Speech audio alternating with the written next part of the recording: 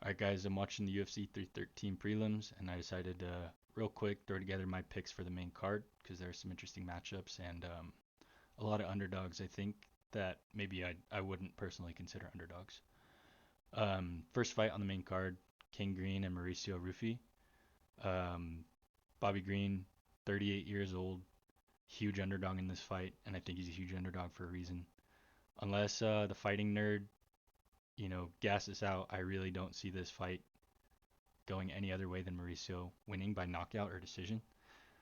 Um, Again, Bobby Green's he's a journeyman through and through. He's a exciting, fun fighter. He brings attention to the game, but he's not a big winner in my opinion. So I'm still taking Mauricio for the first fight. Second fight on the main card, Amanda Lemos and Yasmin Lucindo.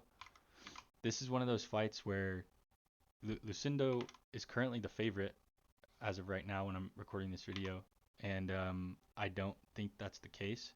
Amanda Lemos is a veteran and pretty well rounded compared to Lucindo, who has unbalanced, poor stand up, and she's also quite young, so she has time to work on her game and improve that stand up and fine tune the flaws in her approach to fighting.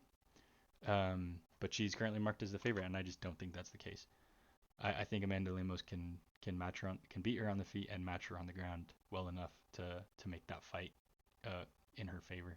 Third fight on the card: Jalen Turner and Ignacio Bahamondes. This is a super interesting matchup because they're both two super lengthy guys, and anytime you see these super lengthy guys match up, it levels the playing field. And I always like to think when you see two guys who are 6'3" at 155, who uses their range more, and whoever uses their range more is going to be less capable of dominating because they don't have that size advantage. So, for instance, if Bahamondes is more reliant on keeping the distance and Turner's not, then they're both the same size and one of them can't keep the distance because of that size matchup, then that kind of neutralizes what they're used to. I don't think Turner is flawed in the sense that he's capable of fighting longer dudes at 155. Whereas I haven't really seen that from Bahamondes yet. But I do think it's still going to be a close scrap. Um, Bahamondes is currently the favorite for this fight. And because I've seen Jalen Turner fight Dan Hooker, and that fight was super close, and Dan Hooker's a long dude at 155, I just feel really good that Jalen Turner has a chance. I really think Jalen Turner looked fine against a long dude like Dan, and I just haven't seen that from Bahamondes yet. So I think Bahamondes is going to be a little more uncomfortable than we think, and I think Jalen Turner's closer to a veteran than we think. Like he really is a tough fight. So I'm going Jalen Turner again, another underdog I'm picking on this card. Next fight on the card is Gaethje and Fiziev, Rafael Fiziev. Gaethje is currently the underdog.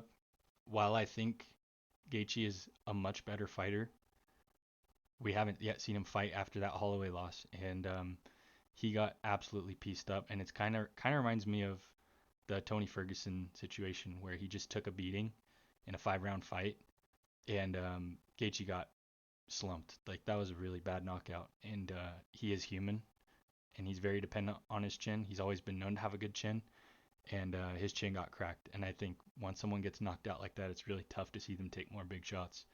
Not that I think Fiziev is the biggest knockout artist because he's really not that dangerous on the feet. I think that's kind of a misconception. I think a lot of people think he's more dangerous than he is, but he's dangerous enough.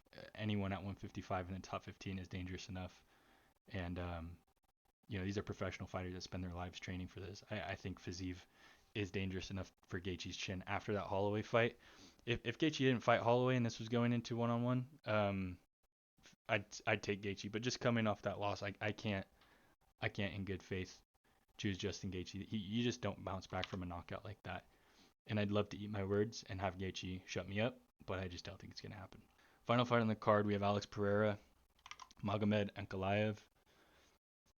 Currently, Alex Pereira is the favorite from what I'm seeing. And when Ankalaev has, again, the more balanced approach, same philosophy as the Lemos and Lucindo fight. If Ankalaev is the more balanced guy, he can fight on the feet and take you down. I'm more inclined to pick him. I know it's Alex Pereira, which makes it really tough to, pick against him. He's just shut people up many times.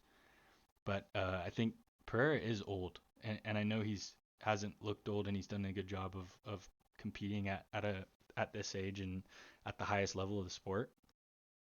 But I just think Ankalaev, I think people kind of overpraise Pereira for how his ground game's improved. There's been a lot of talk about Pereira kind of evolving, being more dangerous off his back, being harder to keep down, being harder to get down. And I think Ankalaev is a threat with the takedown and is still pretty dangerous on the feet. Um, but I think it's weird watching Alex Pereira fight. He fights and everyone knows this is, kickboxing world champion, most dangerous striker on the planet, hardest hitter on the planet, pound for pound, and maybe even hardest hitter at all. And people still stand up against him. We still don't see people diving for the legs as much as we should. But when I rewatch the Jan Blachowicz fight with Alex Pereira, it's just really hard for me not to think Pereira still has holes in his grappling, and an elite grappler will shut him out. Khalil Roundtree was the eighth ranked fighter and chose to fight him on the feet and got knocked out. And I think Ankalaev is a dangerous grappler who, you know, just like anyone else, they're all dangerous on the feet. They're all professional fighters. They should all be dangerous on the feet. But I don't think Pereira's ground game has evolved to the point where he he can, you know, neutralize what Ankalaev has as a threat as an opponent. So again, I'm taking Ankalaev, even though he's technically the underdog now, and I prefer Pereira to win with just being biased and being a big fan of his game and how entertaining he is. But those are my picks.